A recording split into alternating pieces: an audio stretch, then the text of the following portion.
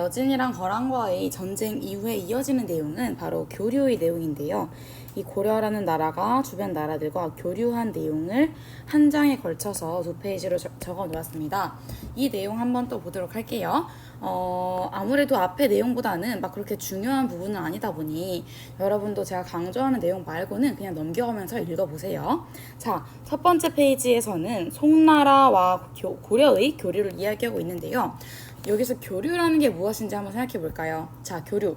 뭔가를 주고받는다는 건데 이 주고받는 것에는 물건도 있을 수 있지만 어떤 문화라거나 눈에 보이지 않는 것도 있겠죠.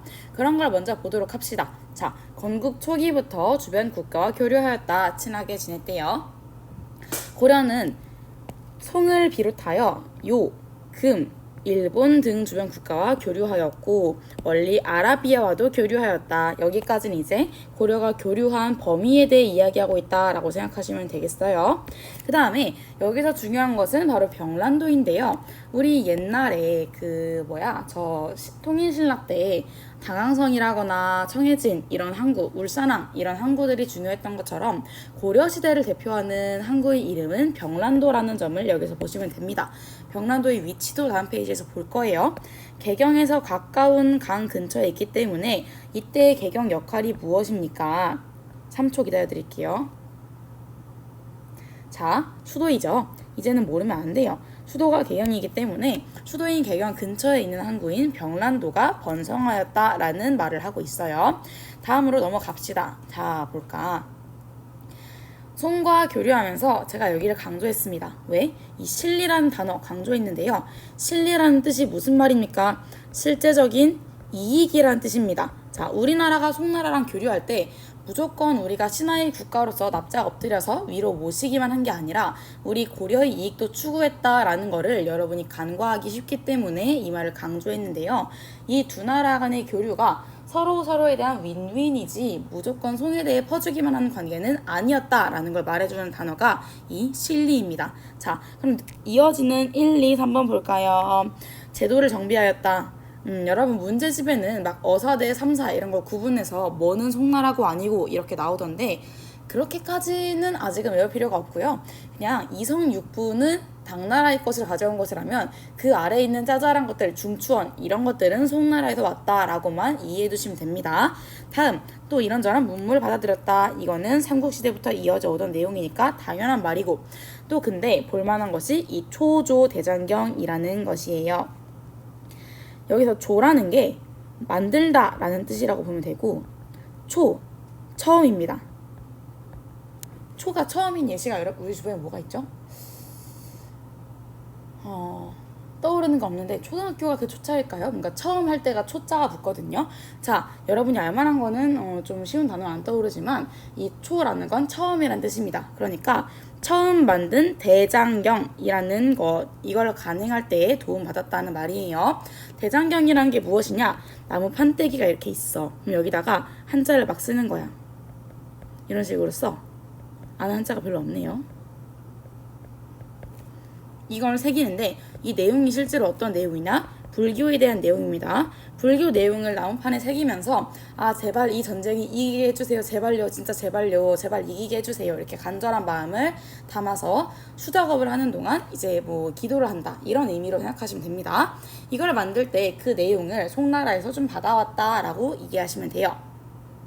나머지는 별 내용이 없습니다. 서해안의 바닷길을 이용하였다. 왜? 저 위에 북쪽에 걸어가는 길에는 거란이라거나 여진 이런 애들이 너무 많아서 자꾸 우리 삥 뜯어가니까 안전한 길인 바다로 이동했다라고 이해하시면 됩니다. 자, 어렵지 않죠?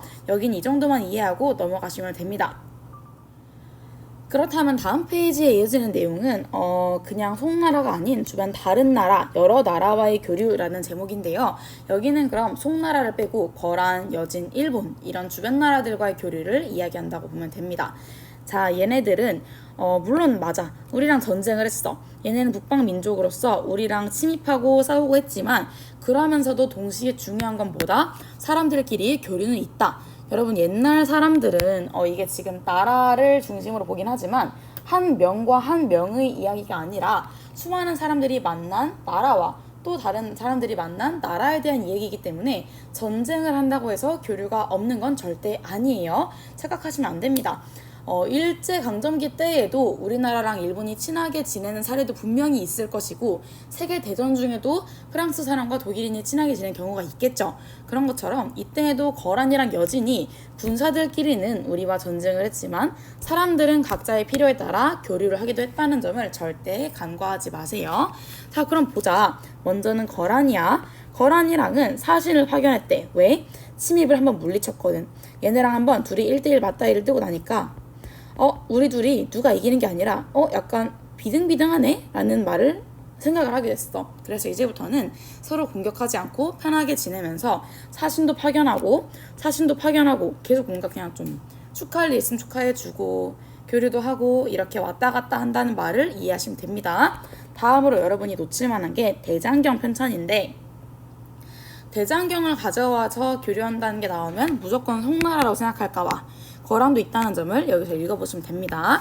아래에는 이제 거란 말고 이제 뭐 일본, 아라비아 이런 다양한 친구들과 교류했다라는 내용인데요. 별다른 내용은 없고요. 그냥 아까 봤던 것처럼 무려 아라비아 상인도 병란도에서 개경을 중심으로 교류했다라는 것만 아시면 돼요. 그럼 병란도 위치가 어디에 있느냐? 자, 수도인 개경이 여기 있어. 그럼 지금 큰 지도로 보면 개경이 여기 있죠. 이만큼을 확대해 놓은 지도가 이거라고 보시면 돼요. 개경 옆에 있는 항구인 병란도에서 예성강, 병란도에서 주변 나라들과 교류했다. 그렇다 보니까 다른 나라 사람들은 우리나라를 당시 고려라는 이름으로 처음 만났기 때문에 코리아라고 부른다 라는 것까지 알아가시면 이 파트는 문제없을 것 같습니다. 이어지는 내용은 아마 몽골과의 전쟁 그리고 몽골과의 간섭기 이 두 내용인데요. 이 부분을 마지막으로 우리 진도 끝이니까 좀만 더 힘내서 영상 잘 들어봅시다.